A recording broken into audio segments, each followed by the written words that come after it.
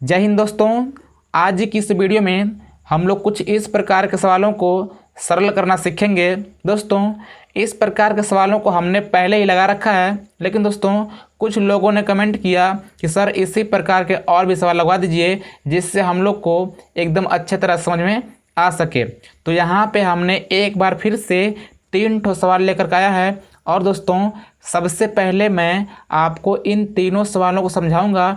इसके बाद मैं आपको एक सवाल अलग से लिख कर दूंगा जो कि आपको हल करके उसका आंसर इस वीडियो कमेंट बॉक्स में कमेंट करनी होगी। सो फ्रेंड्स, चलिए देख लेते हैं। दोस्तों, यहाँ पे इस सवाल को हल करने से पहले मैं आपको कुछ समझाना चाहूँगा। दोस्तों, एक कोष्टक होती है रेखा कोष्टक। कौन सा कोष्टक?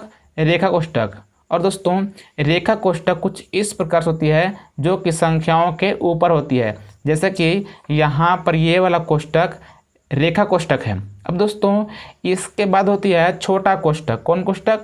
छोटा कोष्टक। छोटा कोष्टक कुछ इस प्रकार का होता है। अब दोस्तों, इसके बाद होता है मझला कोष्टक। कौन कोष्टक? मझला कोष्टक।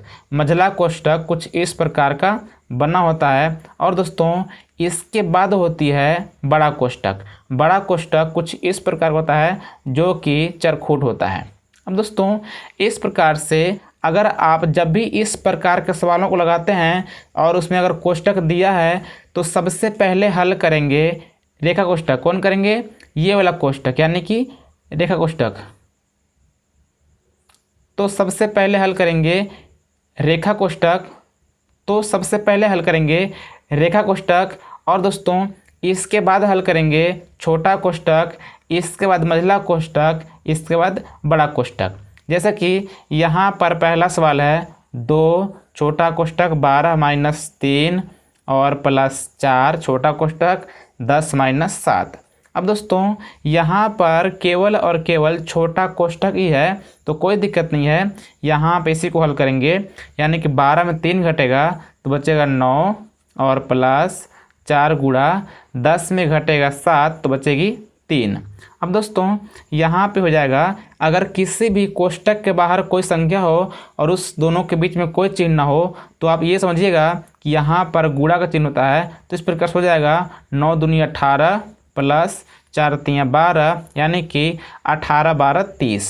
दोस्तों, ये सवाल तो एकदम सिंपल था, लेकिन जो सवाल नंबर दूसरा है ये वाला थोड़ी सी इम्पोर्टेंट है, जो कि है -2 बड़ा कोष्टक -2 और दोस्तों मझला कोष्टक 5 - 7 +2 और छोटा कोष्टक 5 - 3 और छोटा कोष्टक बंद, मझला बंद, बड़ा बंद। दोस्तों, हमने बोला था कि अगर आपके पास 2-3 ठो कोष्टक रहेगा तो सबसे पहले आप हल करेंगे छोटे कोष्टक को। और यहाँ पे छोटा कोष्टक यहाँ पे है तो एक काम करेंगे कि इधर वाला कुछ नहीं करेंगे, सेम टू सेम उतारेंगे और अब भी हमको पहुंचना है छोटे कोष्टक के पास, इस प्रकार से।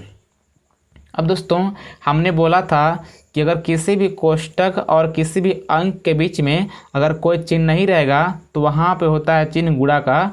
तो हमने यहाँ पर गुणा का चिन्ह लगा लिया। और दोस्तों, अगर 5 में घटेगा 3 तो बच जाएगा 2। इस प्रकार से छोटा कोष्टक हमने हल कर लिया। अब बारी है मझले कोष्टक की। अब क्या करेंगे? बाकी सबको सेम टू सेम उतारेंगे और पहुंचना है मझले कोष्टक के पास। लेकिन दोस्तों, यहाँ पर मझले कोष्टक के अंदर 2-3 संख्याएं हैं, तो एक काम करते हैं, अभी इन लोग को सॉल्व कर लेते हैं। इसके बाद इस कोष्टक को तोड़ेंगे, यानी कि अगर किसी भी कोष्टक के अंदर भाग और गुणा हो तो सबसे पहले भाग, इसके बाद गुणा करते हैं, इसके बाद जोड़, फिर घटाओ। तो यहाँ पे गुणा है तो मैं सबसे पहले इस गुणा को कर लेता हूँ, यानी कि 2 दूनी 4। मझला कोष्टक बंद करेंगे और दोस्तों -2 यहाँ पे प्लस ये दोनों है तो 5 और 4 9 हो जाएगा। और दोस्तों, यहाँ पे 9 - 7 होगा और मझला कोष्टक बड़ा कोष्टक -2 बड़ा कोष्टक -2 गुणा। अब दोस्तों, हमने गुणा इसलिए लगा लिया क्योंकि इस 2 और मझले कोष्टक के बीच कोई चिन्ह नहीं है। और दोस्तों, जब यहाँ पे 9 में 7 घटेगा तो बचेगा 2 और ये लग जाएगा बड़ा कोष्टक।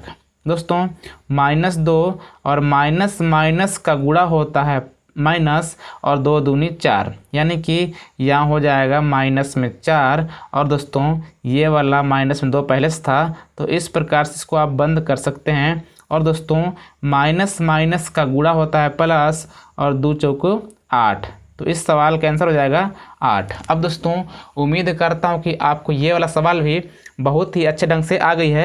अब करते हैं सवाल नंबर तीसरा को, जो कि इससे भी ज़्यादा इम्पोर्टेंट है, इसलिए आप इस वीडियो को स्किप मत कीजिएगा। दोस्तों यहाँ पर तीसरा सवाल है 7 बड़ा कोष्टक, दोस्तों इसके बीच माइनस है यहाँ पे, और 5 माइनस मझला कोष्टक 6 माइनस छोटा कोष्टक 5 माइनस 4 माइनस 3, और ऊपर है रेखा कोष्टक, छोटा कोष्टक, मझला कोष्टक, बड़ा कोष्टक। दोस्तों हमने बोला था कि अगर किसी भी सवाल में रेखा कोष्टक, छोटा कोष्टक, मझला कोष्टक और बड़ा कोष्टक रहेगा तो सबसे पहले हल करेंगे रेखा कोष्टक को। तो यहाँ पे रेखा कोष्टक यहाँ पे है, तो सबसे पहले इसी को हल करेंगे, यानी कि बाकी सब को उतारेंगे और हम लोग को पहुँचना है रेखा कोष्टक के पास, इस प्रकार से। अब दोस्तों 5 माइनस, दोस्तों यहाँ पे 4 के सामने माइनस है, तो कुछ लोग यहाँ पे गलती करते हैं कि उन लोग को लगता है कि -4 है, लेकिन दोस्तों यहाँ पे -4 नहीं है, क्योंकि अगर रेखा कोष्टक है तो यहाँ पे रेखा कोष्टक 4 के ऊपर है। लेकिन दोस्तों अगर यही कोष्टक अगर ऐसे होता तो आपको स्पष्ट दिखाई देता ये वाला माइनस बाहर है, लेकिन ये वाला ऊपर है, इसी की वजह से आपको लगता है कि ये वाला माइनस इस 4 के लिए है। लेकिन दोस्तों ये वाला माइनस कोष्टक के बाहर है, आपको ऐसा मानना है। अब दोस्तों अगर यहाँ पे ये वाला माइनस कोष्टक के बाहर है तो ये वाला कोष्टक के अंदर प्लस होगा, तो यहाँ पे 4 में से घटेगा 3 तो बचेगा 1, तो यहाँ पे आप गलती मत कीजिएगा। और दोस्तों अब लगाएंगे छोटा कोष्टक, मझला कोष्टक, बड़ा कोष्टक। यहाँ पे हल हो चुकी है, अब बारी है छोटे कोष्टक की, यानी कि यहाँ पे सेम टू सेम उतारेंगे और पहुँचना है छोटे कोष्टक के पास। 5 में घटेगा 1 तो बचेगा 4, ये वाला भी ख़त्म हो चुकी है। अब दोस्तों बारी है मझला कोष्टक की, यानी कि 7 माइनस 5 माइनस यहाँ पे 6 में घटेगी 4 तो 2 बचेगी। अब दोस्तों अब बारी है बड़े वाले कोष्टक की, 5 में घटेगी 2 तो बचेगी 3, और 7 में घटेगी 3 तो बचेगी 4। ये आपका हो गया आंसर। दोस्तों उम्मीद करता हूँ कि आपको तीनों के तीनों सवाल बहुत ही अच्छे ढंग से समझ आई है। अब दोस्तों मैं आपको देता हूँ एक सवाल, जिसका कमेंट करके आपको उसका आंसर लिखना होगा। दोस्तों इस सवाल को हल करके आप इसका आंसर इस वीडियो कमेंट बॉक्स में कमेंट कीजिए।